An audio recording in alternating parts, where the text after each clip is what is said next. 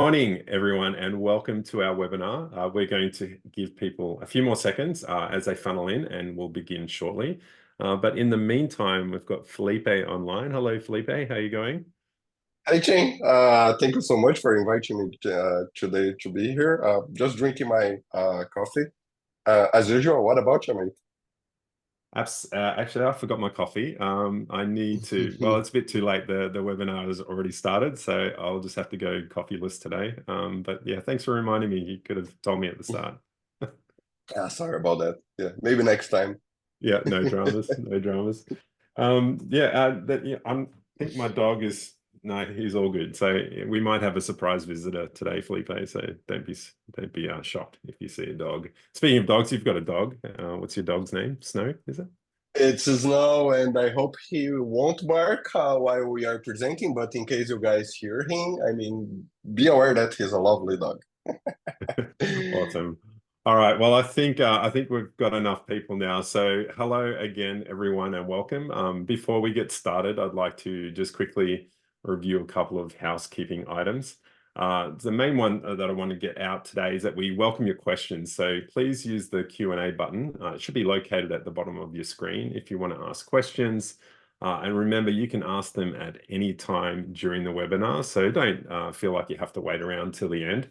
We do have people online ready to answer your questions, but if Felipe or I can't get to them as we're doing the presentation, then someone will get back to you from ScyllaDB. So be sure to leave your details and ask those questions that you have about today's presentation, which is all about using ScyllaDB for real-time read-heavy workloads. Also, please note that today's webinar is being recorded, so we will email you a link to the recording and also the slides after the event has finished. So don't stress, it's all been recorded. You can get your hands on this material. So before we begin, let's do a quick poll. Thank you, Felipe. If you could just let us know where you are in your NoSQL adoption, that would be much appreciated. It just helps us understand our audience and who we're talking to. But firstly, let's just do a really quick overview about ScyllaDB and the reason why we're doing this presentation today. ScyllaDB is known for really high performance in terms of ultra low latency or data intensive applications that require really high throughput and predictable low latencies. So whether you're dealing with, say, real-time analytics, Internet of Things, or gaming, if you need a database that delivers both high throughput and consistently low latencies, then ScyllaDB is built to basically meet these exacting demands. And it just makes sure that your applications run smoothly no matter what load you throw at it. Now, with ScyllaDB, you can achieve over 5 times the throughput of traditional databases. In terms of latency, it's often a critical factor in delivering a seamless user experience, and ScyllaDB is known to deliver more than 20 times lower latency targets than other P9 or other databases. And I think that's really represented by our P99 conference. Just a little hat tip there that we've got coming up in October. Thanks, Felipe. He's got the t-shirt on. And yeah, ScyllaDB also provides really flexible deployment options. That's another key takeaway from this slide. To suit your business needs. So whether you want to choose our fully managed database as a service, which is the cloud offering, perhaps you want enterprise on-prem solutions or even the open source version, you'll receive the same consistent performance and scalability. Okay, next slide. Thanks, Felipe. Now, I'm quite certain that many of you will recognize some of the companies that are pictured here. And with regards to today's presentation about read-heavy workloads, we could probably just highlight a few of them on this screen here. So Crypto.com, which is for real-time trading. Ticketmaster is also using ScyllaDB to support really high traffic spikes during ticket sales, of course. And I think Fanatics is another one there, which is currently using ScyllaDB for supporting retailers worldwide with their e-commerce management. And as it can be seen, really, ScyllaDB is used across many different industries and entirely different use cases and workload patterns. So we'll get into some of those details today, I'm sure. If you'd like to know more on how we can help, though, feel free to book a one-on-one meeting. I think there's a call to action on our main page on the website. You can actually book some time with Felipe if you don't feel comfortable talking about your requirements today here in the webinar, you can have a chat with Felipe, or he can put you in touch with one of the solution architects to get the right design for your system. Okay, thanks. So I didn't really introduce myself before. My name is Tim Koopmans, and I help look after product experience. So I've got a bit of a background in Rust development. I didn't make these slides, so it's always a nice surprise to see what Felipe says about me. But yes, I do enjoy swimming of the sort of marathon distance, which, if you don't know, is around the 10 kilometer mark. And yeah, I love all things related to performance. That's kind of like what I'm doing here at and what interests me about ScyllaDB. So Felipe, maybe you can tell us a bit about yourself. Oh, two things before I actually introduce myself. First, please stop looking into my P99 Conf t-shirt. I'm not giving you that. And second, did you went to the Olympics? Did you compete there as a marathon swimmer? No, I'm What's very your slow. performance for swimming? Yeah, my performance is very slow. I think I did look at the 1 hour 50 is what they swim the marathon in, and I average around just over 3 hours. So yeah, I think I've got some work to do before I Yeah, make it to the Olympics, mate. you gotta improve your P99. Yeah, makes sense. Exactly. But yeah, thanks for the kind words, Jing. I'm Felipe, and as Jing said, I'm going to give this talk for us today. I've been here working for ScyllaDB for over 3 years now. I started my career as a solution architect, so really working closely with many users and prospects of ScyllaDB, and providing basically guidance in order to check whether ScyllaDB is a good fit for their use cases. Nowadays, for some reason, they decided to promote me to a technical director, which is what is my current role now.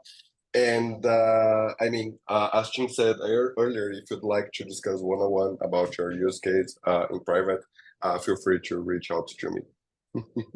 Awesome. All Thanks, right. Felipe. Mm-hmm. Yeah, so I guess today, just to keep things on track, we've got this agenda set.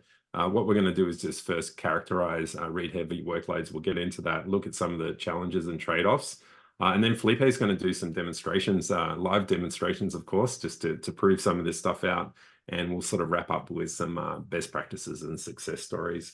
So yeah, let's get into characterizing read-heavy workloads and what that actually means. Just, I guess, naively for me, when I think of read heavy, I think of either two things, really. I think of something that's doing a lot of reads, like lots and lots and lots of reads, or perhaps it's doing reads that are really big items, or perhaps it's a combination of both. But I think it's a bit more nuanced than that, don't you think, Felipe? Like maybe that's a bit too simplistic. Yes, in a sense, but also not entirely off. Because as pretty much you said, the overall idea is, of course, that those workloads will be pretty much read mostly, right? But what really characterizes a given workload as real time, eventually we'll drill down to the latencies that you expect out of this workload, right? And I think it makes sense for us to start here and say, okay, how many operations are we talking about? We often say that if you've got a workload somewhere close or beyond 50,000 operations per second, then that's when ScyllaDB is probably an economical choice for you. And there are some reasons for that. Of course, we do not mean to say that other databases cannot get there. And Ching, I know that you played with, for example, Postgres quite heavily in your career. And you know that you can pretty much also reach 50,000 operations per second under a single Postgres machine. There's no secret to that, right? But doing so and sustaining this sort of traffic with low latencies will probably become quite challenging, especially over time. Yeah. And I think that's a good point. I mean, yeah, we're not trying to say that this is the only database that can sustain exactly. High volume at low latency, but I think some of the characteristics of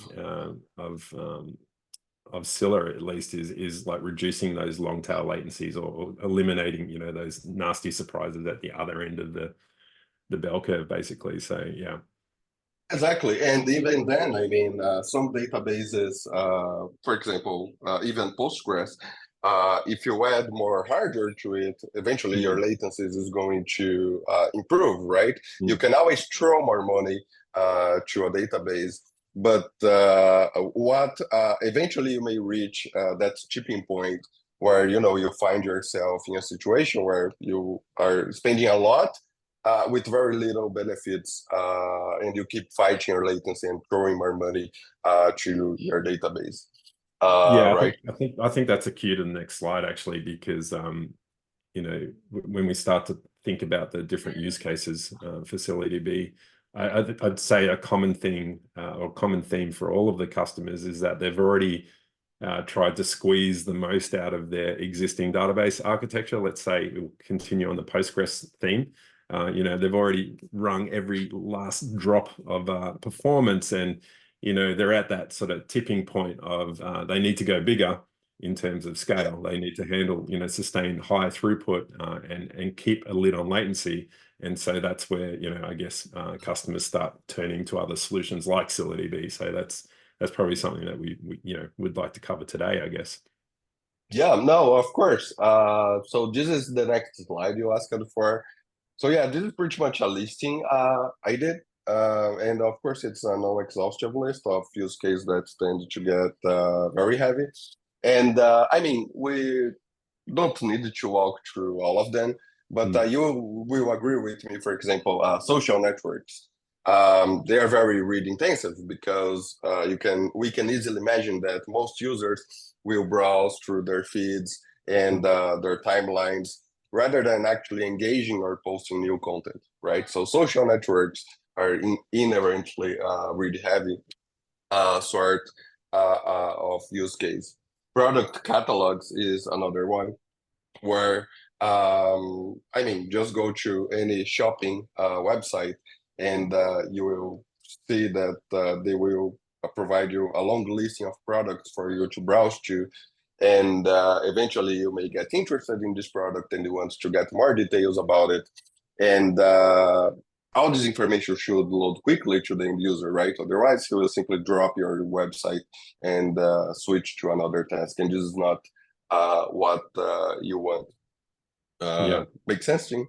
Yeah, absolutely. But yeah, 100%. I mean, it's a common enough problem. It's across all industry verticals. Everyone is up against this sort of challenge of solving for high volume or, you know, large item size, and while keeping that lid on latency, like I said. But I guess irrespective of the use case, all reads are going to go through the same flow, right? So and understanding that and how ScyllaDB does that itself, I think is key today. That we want people to walk away with an understanding of what those challenges and trade-offs are as it relates to ScyllaDB. So maybe we should kick into that. There you go. Yeah. What actually happens during a read? Can you sort of lay that out for the audience today? Of course. Yeah, that's exactly what we are going to discuss today. So this slide looks a bit complicated at first, but I'll try to explain it in a very clear way. If there are any doubts, feel free to post your questions. But basically, when you submit a read or a select query against your database, ScyllaDB will first look after your data on the main table. And what is a main table? So as the name suggests, a main table is nothing more than an in-memory data structure, which basically holds your recent writes.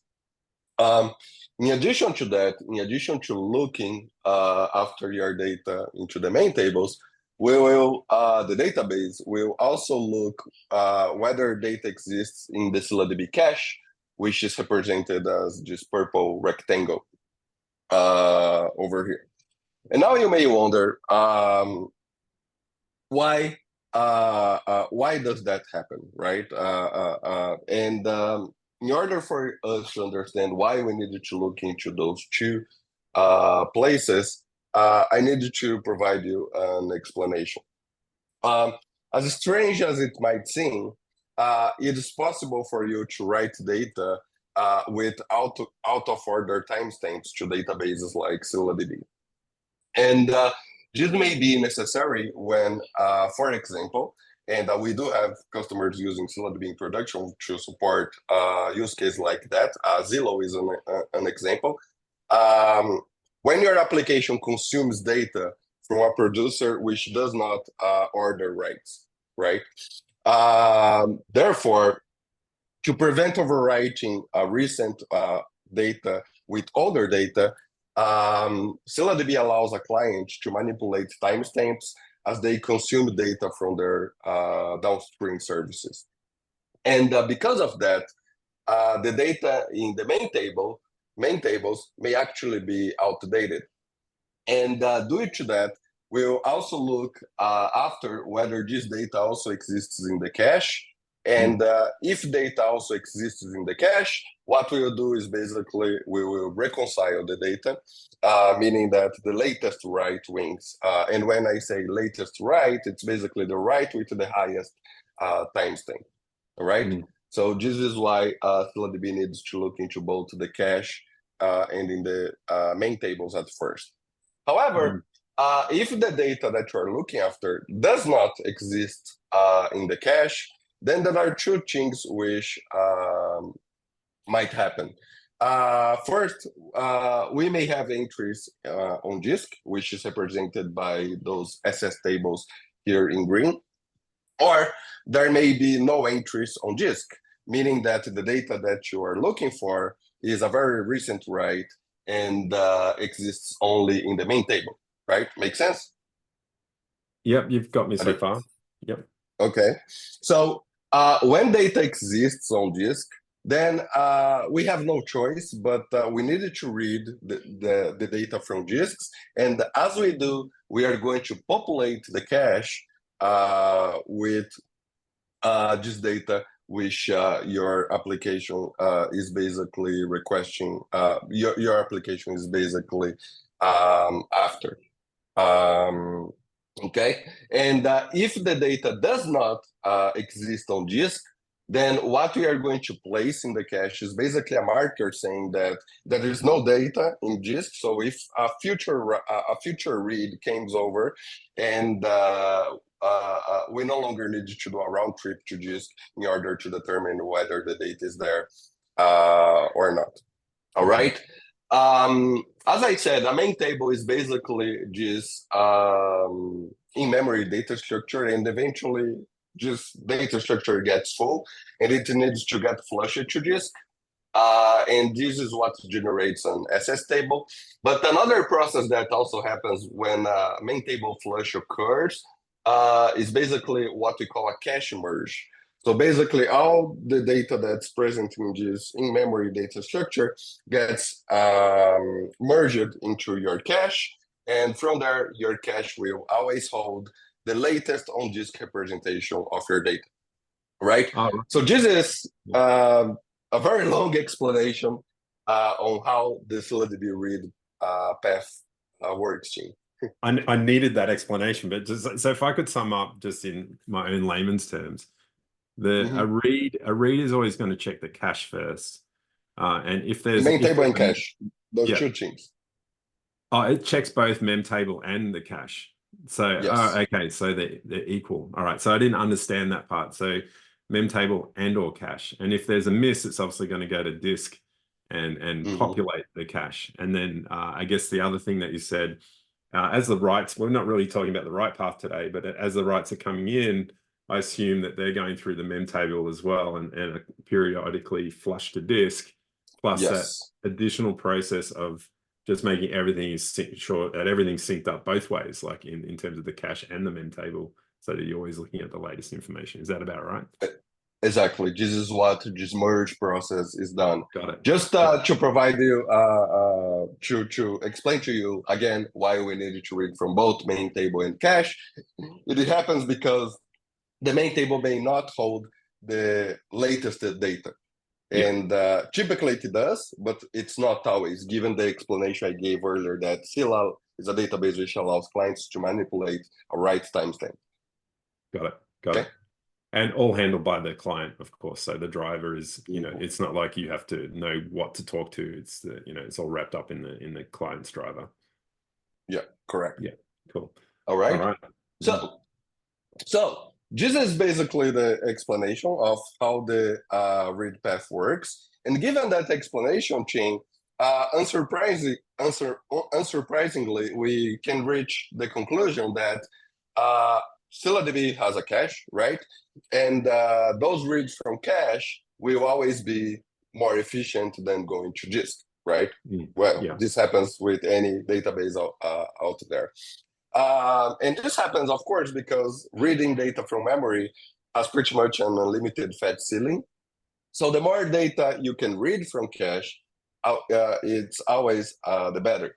And the question that often pops up, and this is something that I really like about ScyllaDB, is that, okay, so Felipe, that's all great, but how can I know that? How can I know whether my reads go to cache or whether my reads are going to disk? So basically, if you use the ScyllaDB monitoring stack, you will observe two panels under this cache replica section, which is basically present on the detail dashboard. And we are going to look on it in more details shortly. But here we can see that for this workload we are looking, most of the reads are actually with no misses, which means that the read actually has hit the cache, the information the application was looked after, using the ScyllaDB cache. And on the other side, we can see reads with misses, which are the amount of reads which basically gone to disk. So at this point, we probably need to discuss a bit about how the ScyllaDB cache works, not into very into deep detail because we don't have the time, but our cache is basically an LRU kind of cache, so least recently used. In other words, we follow the same mechanics as other popular caches like Redis, main cache D, and so on. And what happens is that considering your cache is full, because again, remember, cache is basically held in memory and we have limited memory space. So eventually your cache gets full. And if we need to populate data to it, what the cache is going to do is basically we will evict the least accessed items. And that's the overall idea of an LRU, right? We always evict the least recently used items, which are typically at the bottom of the LRU, which is basically a linked list, right? I assume you can monitor that as well, like the cache evictions. That would be another chart in the monitoring stack. Yeah. But why is this important, Amy? Why am I telling you guys this? So given this way our cache works, this basically means that you need to be very mindful of your reads. Because you want to prevent a situation where one or a few expensive reads may end up evicting, as you said, Ching, evicting important items from your cache. And before we actually talk about what happens when you run a workload, which basically is an anti-pattern for any cache that exists in the world, I have a trivia question for you, Ching. At scale, and maybe the audience can also answer this question on the chat. This is going to be, I think most of you will be surprised. But what is more efficient, retrieving a single key value or scanning a wide partition from your database? What do you think? Is the single key value already in the cache? It doesn't matter. Let's consider everything is in the cache. What is more efficient? Well, I feel like it's going to be. I feel like it's a trick question. That's why it's a trivia. Is it related to like does one have more round trips than the other, like in terms of the work that the client needs to do, or the work that the client needs to do? Yeah, it's pretty much related to that as well. But I'm not going to explain that just yet. I want you guys to think more about it. because we are going to get back to that question later on. Okay. But yeah, back to what we were discussing. Don't make me look silly though, please. No, don't worry. You are never silly. But yeah, so that previous pattern I was explaining of when you run expensive reads, which require lots of evictions from your cache, is basically a pattern which is called cache trashing. And this is not a beautiful name, right? Cache trashing. It's not something you will definitely want to run into. But cache trashing is basically the scenario where you are constantly populating and evicting items nonstop from your cache, which effectively causes your cache to be rendered ineffective, right? For example, imagine that you are frequently running full table scans. And if your table is considerably large, then this full scan will always create a high cache pressure because it will require the cache to frequently populate and evict contents because your memory will get full. And then, okay, it got full, but we need to populate more items, so I need to evict everything I populated and eventually populate it again. And what happens if you follow a pattern like this is that if your application relies on frequently reading frequently accessed data, then the latency of those reads will momentarily increase because some reads will inevitably need to go to disk since you pretty much evicted all the content, important content that you were initially held on your cache. Now, ScyllaDB does have some protections to that. So for example, bypass cache here is basically a way for you to tell, hey, this read which I'm issuing against the database, please don't populate the cache because either this is an expensive read or this is a read which I probably won't need to read again anytime soon. So ScyllaDB does have protections to assist you to prevent a situation like this from happening. All right. Moving on to the next slide. Any questions, Tim? I'm sorry. Yeah, actually, I just had a quick question. Maybe you cover it later, but when we're talking about the cache, are we talking about are we still talking about shard per core architecture and every shard has its own cache, or are we talking about some other unified cache? And that was my first question. And then the other question is this something that users actually have to worry about in terms of tuning? Like, do they have to set cache parameters, like how big it is, for example? Like, are these things that customers would have to actually figure out? Two very good questions. So we are going to discuss about shard per core and how it interacts with ScyllaDB's cache later on. But most of what we are talking here is basically concepts which apply to any cache, right?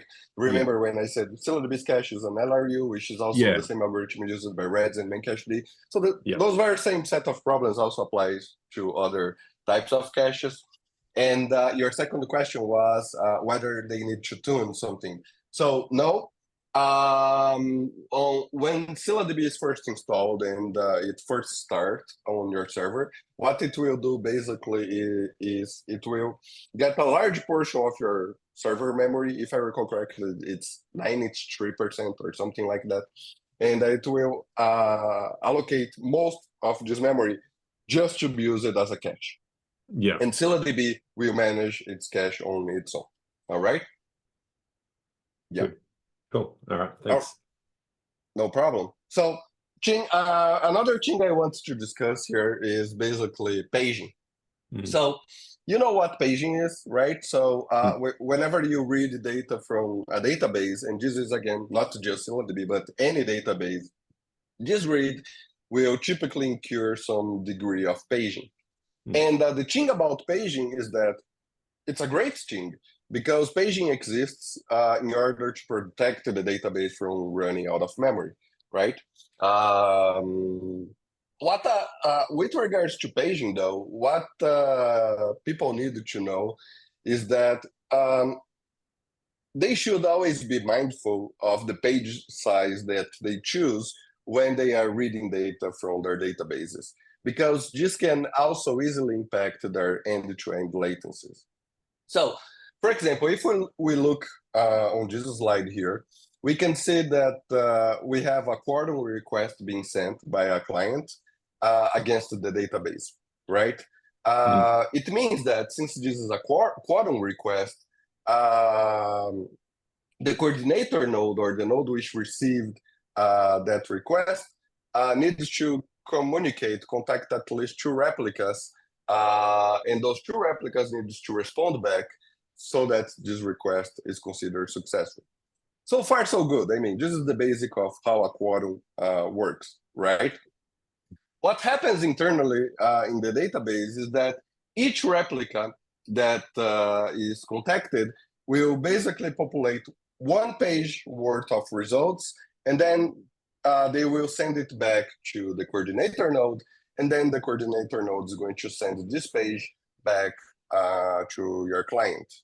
So all this process basically takes us to the following observations. First, ScyllaDB and other databases as well track latencies on a per page basis. If you observe that latencies are high on your application side, but low on your database side, then you are probably incorrect aggregating the latencies of all pages on a query basis. This is wrong because whenever you receive a page back from the database, your client is free to start processing that result set. You know, you basically start iterating through the result set and doing whatever you need to do on your application. Second, if your page size is too small, then this will increase the number of page fetches that are needed in order for you to fully fulfill that query. For example, if you have a page size of 10 and you need to retrieve 1,000 rows, then you would need 100 client-server round trips just to fully fetch the data you're after in question. And this is a problem. Another thing that we can conclude here is that whenever we are running a consistency level higher than 1, your latency will always be driven by the slowest replica. And this is typically not a problem when everything is working nicely. But if you start observing some shards on your cluster that are busy, then this can explain some higher latencies you might be seeing while your application is basically working. Does that make sense? Yeah, absolutely. And look, I've seen in the documentation, you know, like especially from the Rust side, which is what I use, the differences between, say, the query function and the query iter, where you can iterate through.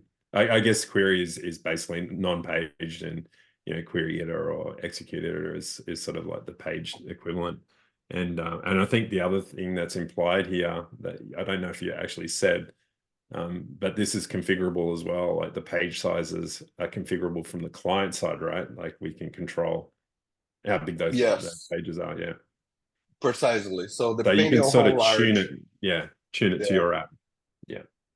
Yeah, and it sometimes takes a bit of trial and error to get to the right size, but it's not rocket science, right? I mean, you just increase the page size, did it improve? Great. You reduce it, oh, it got worse, so let's get back. So first thing, right? But it's interesting because you got to balance out the sort of you might have low latency on the server side and the monitoring looks good, but you still got like high latency on the client side. So it's that trade-off that you were talking about, like getting that balance right. Yeah, but what I mentioned earlier about seeing higher latency on the client side, but low latency on your database monitoring is actually different. If you're seeing higher latency on the client side, but not on the database, the problem is on your app or in the way you are actually checking latencies. You need to check the latency of a single page, of every single page, not the latency of the entire round trip your client is doing between to retrieve every single page to the database. Yeah. All right. Yeah, makes sense. Tombstones. Tim, do you know what tombstones are? Yeah, they're in the graveyard, right? Yeah. So no, these are all our deletes. Yeah, deletes that are marked for deletion. that haven't been truly deleted yet. Is that about Exactly. right? Yeah. Exactly. So you're entirely correct. Tombstones are basically deleted data. And as you said, I mean, for the context of our webinar, what you need to know is that keeping tombstones around are necessary due to eventual consistency, right?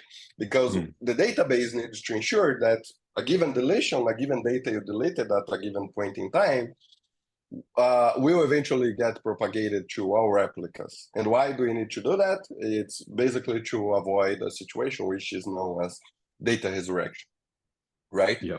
So because of that, workloads which have many deletes may require iterating through many tombstones, those delete markers, until they actually reach one page worth of data. This is why one slide prior, we spoke about paging.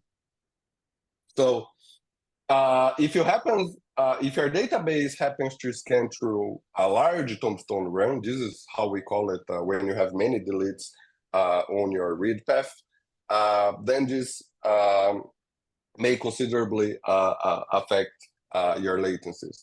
So, for example, in the picture over here, I'm demonstrating an extreme example where basically we have this select, which is reading from a single key. It's a good read. It goes directly to the shard which owns that data.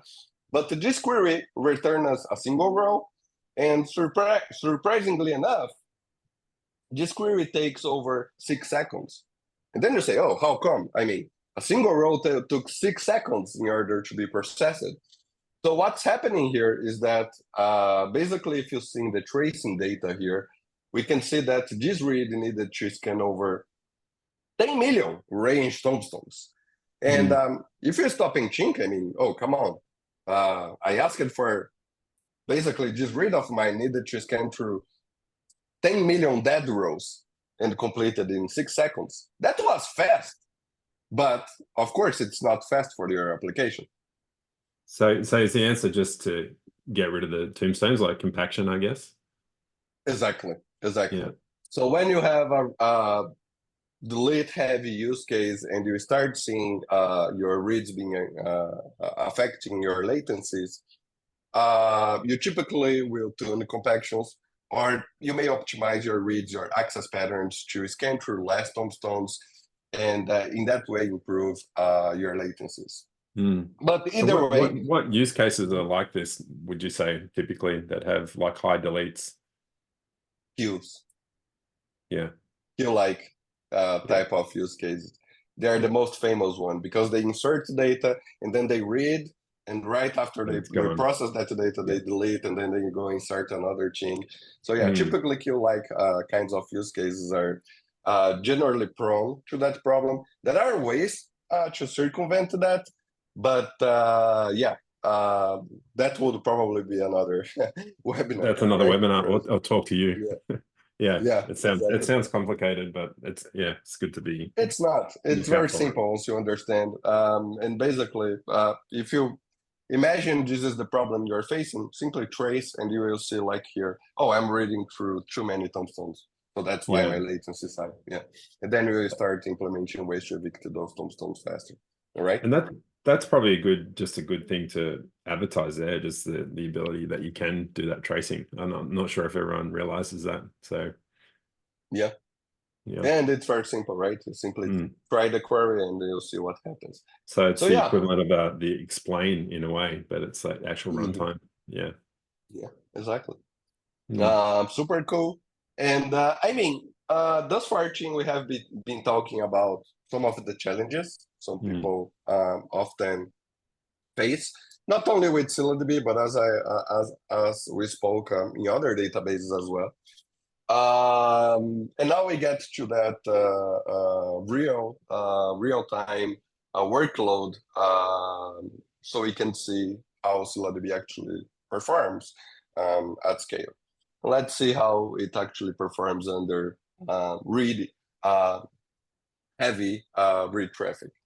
So Ching, basically here I have a 3-node cluster. And I don't know if we have people here who attended our previous webinar on write-heavy workloads, but we also presented a similar demo like this. And in that webinar, we used the very same 3 instance types. And we showed that ScyllaDB was able to run 50,000 operations per second. What's impressive here is that this read workload of ours, I'm aggregating the numbers here, we are doing 120,000 operations per second. So more than double of what we were doing in the previous webinar. And I want to get back to instance, the instance view. And I don't know if this is hard to read, let me know, Tim, but I can definitely zoom I can see in. it okay, yeah. Is this on your sweaty laptop, by the way, or is this in cloud? Where are you doing this? This is in AWS, Yeah. AWS Cloud, yeah. And so that's pretty good for your laptop. Yeah, no, definitely. I mean, my laptop is not that capable, unfortunately. But it's a small 3-node cluster. I mean, I can show you. It's basically, let's select a single node. And a single node has 8 CPUs. Here you can see from 0 to 6. It's because one CPU is taken out for network interrupts. Yep. But 8 gigabytes per CPU, so 64 gigs of memory. Yeah. So very small instances. But what I really want to show you, Tim, is that our latency.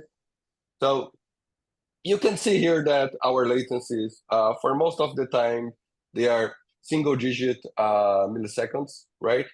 So you can see here, for most of the workload, most of the time, they were actually below a single millisecond.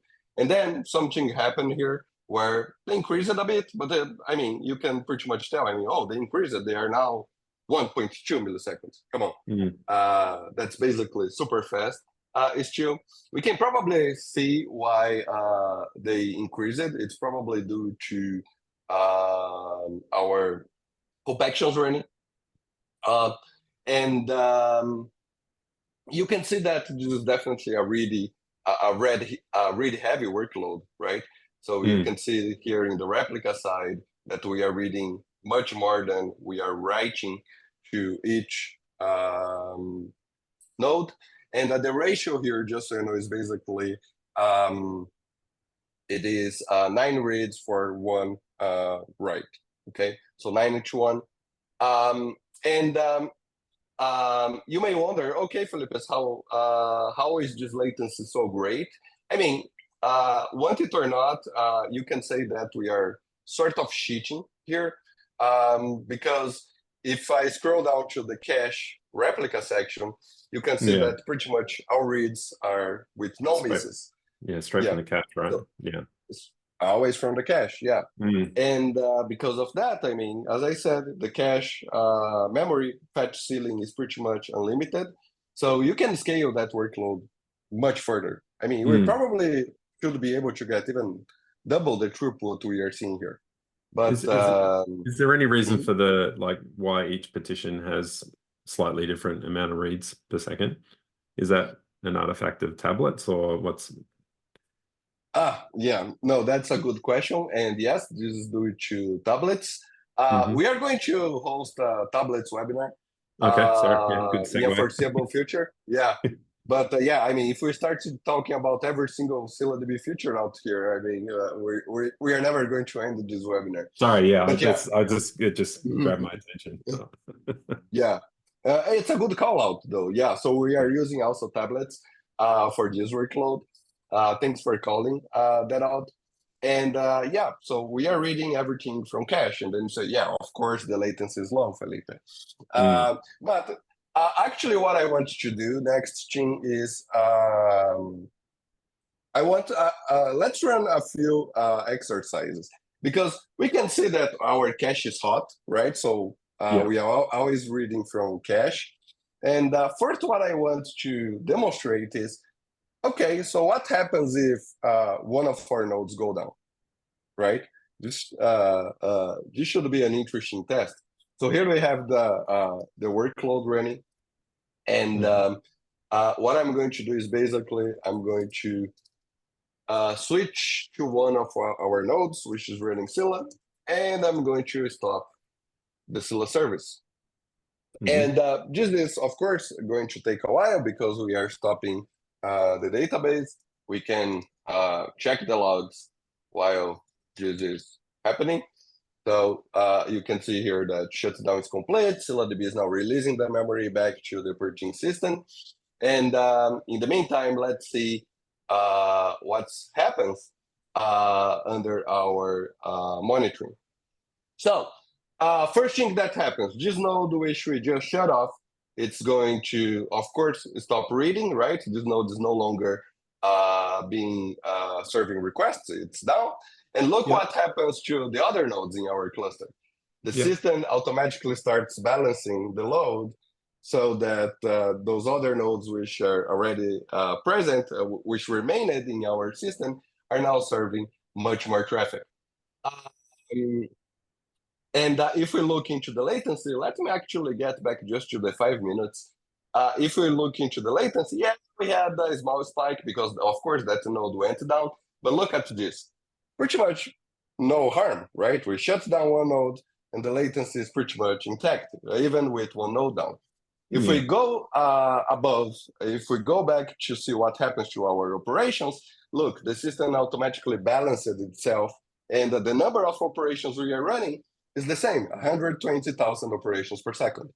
So our system was sized in a way that even with one node down, we are still able to serve traffic under low latencies, under below a single-digit millisecond.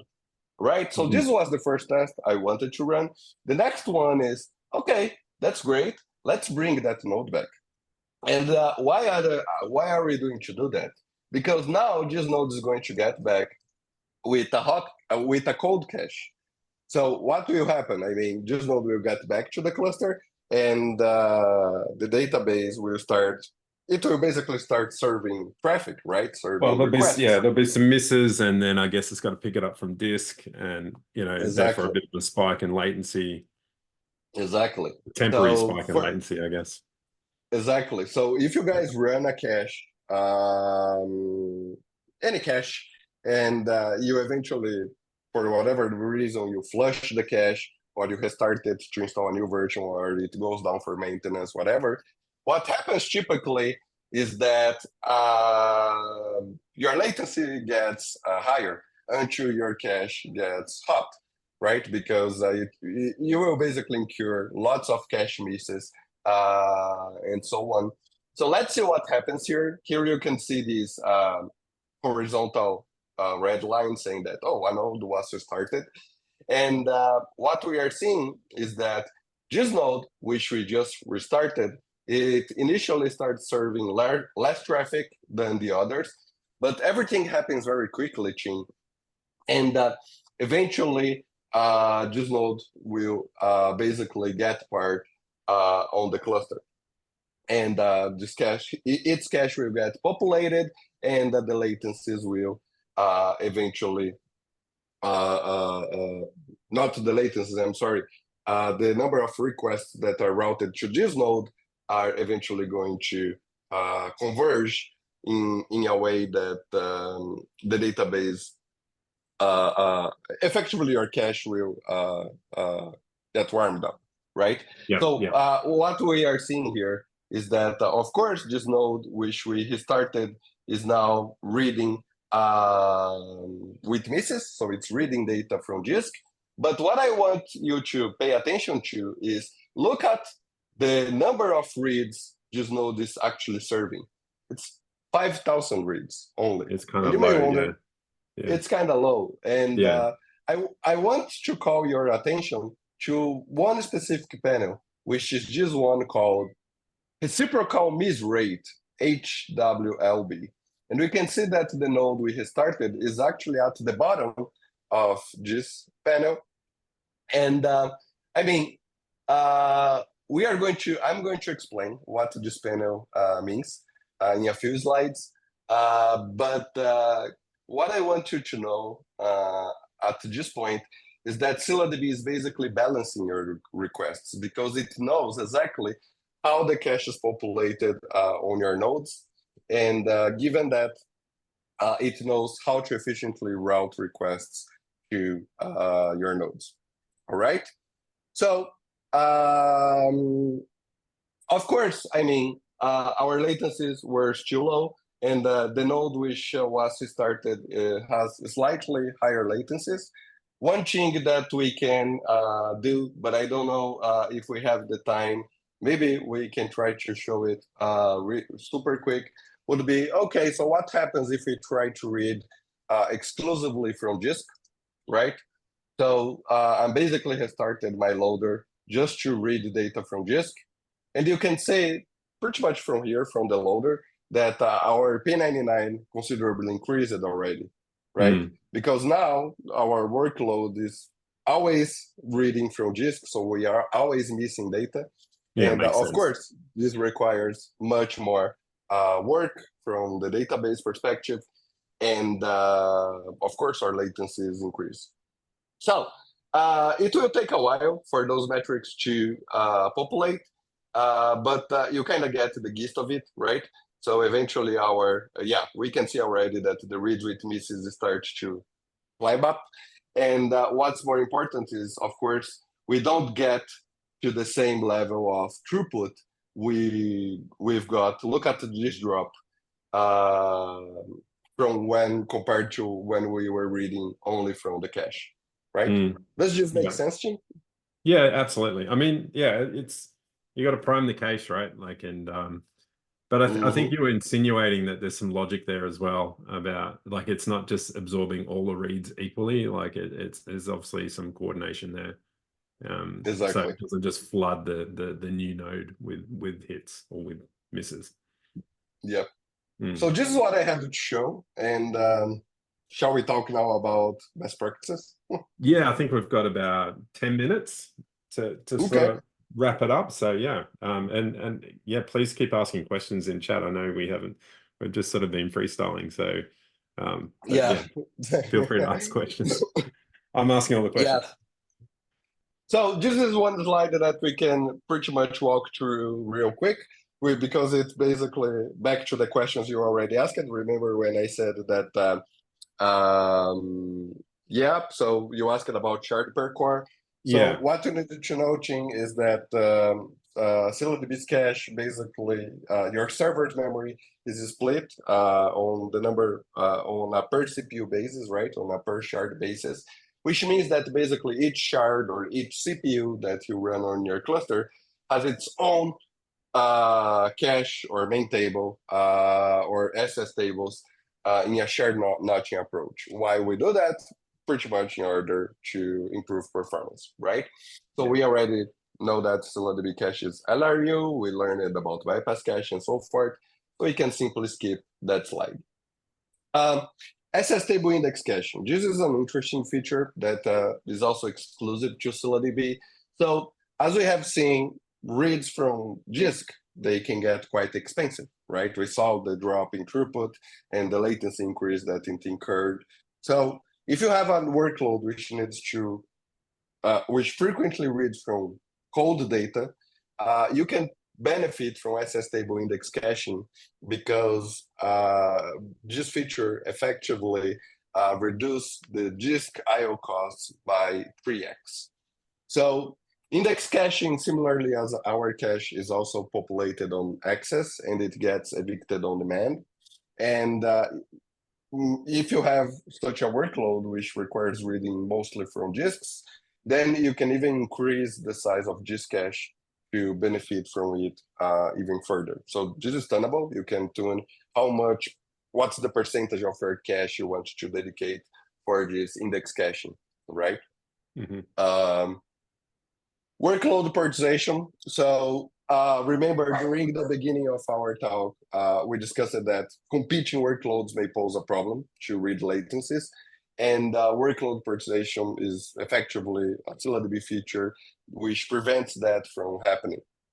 So this is an enterprise-only feature, and it basically allows you to assign different priority on a per workload basis. And this is super cool because, for example, if you already know beforehand that one of your queries or one of your workloads can accept higher latencies than others, then you can simply tell ScyllaDB, the database, to prioritize your latency sensitive queries as opposed to those more expensive ones. And if we look into the picture here on the right-hand side, this is basically done by assigning different service levels to different workloads. And then the ScyllaDB scheduler, which is internal to ScyllaDB, will work internally on prioritizing your queries. We should define it up front. And we do have lots of talks specifically about workload prioritization. So if you'd like to learn more about it, I definitely would encourage you to watch it. And now we get to that feature, which is that panel, which we saw when we started back the node which we had down. And this is basically heat-weighted, a feature in ScyllaDB called heat-weighted load balancing. And to be quite honest with you, I am not aware of any other database actually implementing something as cool as that. So what heat-weighted load balancing does, in a nutshell, is basically to address the situation we saw during that live demo, which we just ran through, where we had started a node and that node came with a code cache. So to prevent that node from harming latencies, the other nodes in the cluster will basically notice that it came up, that replica is basically falling behind, and gradually it will send requests to it until that replica cache eventually gets hot. And the word gradually by itself is a complicated word, right? So this slide basically contains this super complex mathematical formula. And this formula basically states how often requests are routed to replicas with a code cache, all right? But as you can see here, it's pretty much deterministic. So we start routing requests to the code replica until eventually, the code replica is the yellow one, until eventually it converges with the existing replicas, all right? Back to the client side of things, we also have to highlight the importance of using prepare statements. So whenever you do so, queries, prepared queries always get routed to a node, which is also a replica of your data, which is great because it eliminates unnecessary round trips. So for example, if we go back to that slide on paging, you can see here that in this slide, the query basically lands to a node which is not necessarily a replica, and this node needs to communicate with two nodes which are actually replicas. This does not happen when you actually use prepare statements, because your queries will always be routed to one node which is also a replica, and this way you eliminate one round trip. So you also save on read latency performance. All right. Yeah. And the last thing, well, not necessarily the last thing, but my next advice is perhaps that the most important one I can give you as part of this webinar is that ScyllaDB loves concurrency, but to a point. This basically means that if you send few requests to the database, then of course you won't be able to fully maximize its potential. However, if you do have unbound concurrency, you send too much requests against the database, then it will may eventually start harming your latencies. So the question typically is, what is the right concurrency for you to configure? And the mathematics is actually very simple. So concurrency equals throughput times latency, all right? So if you want to run 200,000 operations per second at 1 millisecond average latency, then your concurrency is 200. What does this mean? You get the result of this mathematics, and then you go through your driver settings, and you configure the number of connections and maximum requests per connection. So if the math basically is past the concurrency you've got in the first formula, then you need to reduce those numbers. If it's lower, then you need to increase the driver settings. All right. So, Yeah, I think that's age-old advice, right? Like the two levers that you can pull when you're tuning, throughput and latency. exactly. Yeah, You yeah, you always need to choose, right? You either favor throughput or you either mm, favor latency. Yeah. yeah. Uh, so Ching, back to the trivia I asked you, and this is basically the last slide for this section. So this slide basically compares ScyllaDB cache performance versus the industry leader main cache D, a cache. And on the left-hand side, main cache D achieved slightly over 3 million get requests reads per second with an impressive P99.999 latency below 1 millisecond. And on the right-hand side, we can see ScyllaDB has read close to 200K keys, 1,000 keys each, with 16 rows each, and for a total of 3 million rows per second.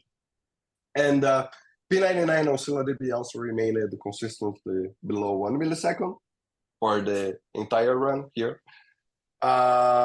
Which means that both ScyllaDB and Memcached at the end maximized the network speed of this AWS instance that we run for this benchmark. And as you can see, I mean, ScyllaDB performance wasn't that far off from actual real caches. All right. So to answer the question of the trivia, in this case, reading many rows in ScyllaDB is actually far more efficient than reading a single key value at all times. And the reason is due to the protocol. And if you want to hear more about those results and the work we've done in order to compare those numbers, to compare Memcached and Scylla, I welcome you to tune in for my P99 Conf talk, where we'll share those numbers in more detail. All right. Tim, do you have time to talk about customer stories? Do you want to talk then? I think we might skip through that, just in the interest of letting people go, because you've asked lots of questions. Might just skip through to the poll maybe just before we finish, if possible. So let's go quickly. Yeah. Success stories. We have Discord using ScyllaDB in production. We have Epic Games, and we have Zero Flux ad betting.